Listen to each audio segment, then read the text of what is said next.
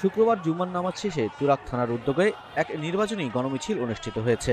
উত্তরার 10 নম্বর সেক্টর কেন্দ্রীয় জামে মসজিদ থেকে শুরু হওয়া এই মিছিলটি ফুলবাড়িয়া, সিরাজ মার্কেট, রানাভোলা, কামারপাড়া, গুলগুলার মোড় সহ গুরুত্বপূর্ণ সড়ক প্রদক্ষিণ করে চ্যাননবাড়ির সামনে সমাবেশের মাধ্যমে শেষ হয়।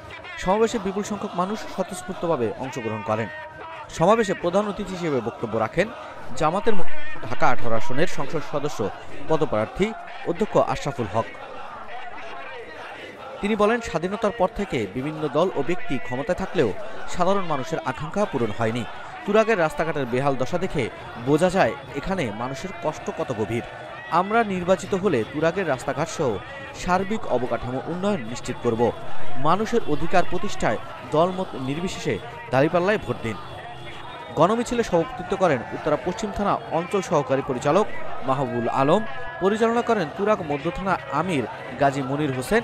সমাবেশে আরও উপস্থিত ছিলেন উত্তরা পশ্চিম থানা আমির মাজহারুল ইসলাম, উত্তরা পূর্ব থানা আমির মাহফুজুর রহমান, খিলক্ষেত পশ্চিম আমির হাসনাইন আহমেদ, তুরাগ দক্ষিণ আমির আবু বকর সিদ্দিক, তুরাগ উত্তর আমির আলী হুসাইন, তারিক, কামরুল, মহিবুল্লাহ সহ স্থানীয় নেতৃবৃন্দ।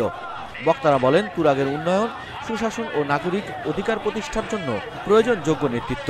তারা সবাইকে শান্তিপূর্ণভাবে নির্বাচনে অংশ নিতে এবং উন্নয়নের ধারাবাহিকতা রক্ষায় সঠিক সিদ্ধান্ত নেওয়ার আহ্বান জানান।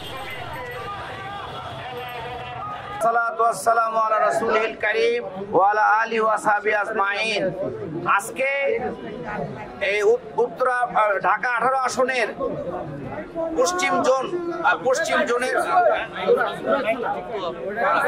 তুরাগ থানা কর্তৃক আয়োজিত আজকের এই মিছিল পূর্ব সমাবেশে সম্মানিত সভাপতি, সম্মানিত থানা দায়িত্বশীল বৃন্দ এবং উত্তরা পূর্ব জোনের সহকারী পরিচালক এবং উপস্থিত সংগ্রামী ভাইরা, আসসালামু আলাইকুম ওয়া রাহমাতুল্লাহ।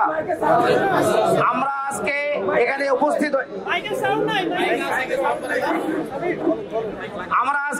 উপস্থিত হয়েছি বাংলাদেশ জামাত ইসলামীর পক্ষ থেকে গণমিছিলের পূর্বে একত্রিত হয়ে আমরা গণমিছিল করব ইনশাআল্লাহ।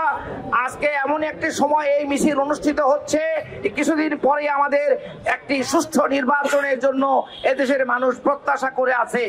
কিন্তু যতই দিন ঘনাচ্ছে ততই এদেশের মানুষ বারবার রক্ত দিয়ে এই দেশকে স্বাধীন করেছে, কিন্তু মানুষ সেই তাদের কাঙ্ক্ষিত দেশ এখনো পায় নাই।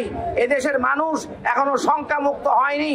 আমরা একটা সুন্দর নির্বাচন চাই, তার মাধ্যমে বাংলাদেশ জামাত ইসলামী এদেশের দেশপ্রেমিক মানুষকে সাথে করে নিয়ে একটি সুন্দর কল্যাণ রাষ্ট্র গঠন করতে চায়।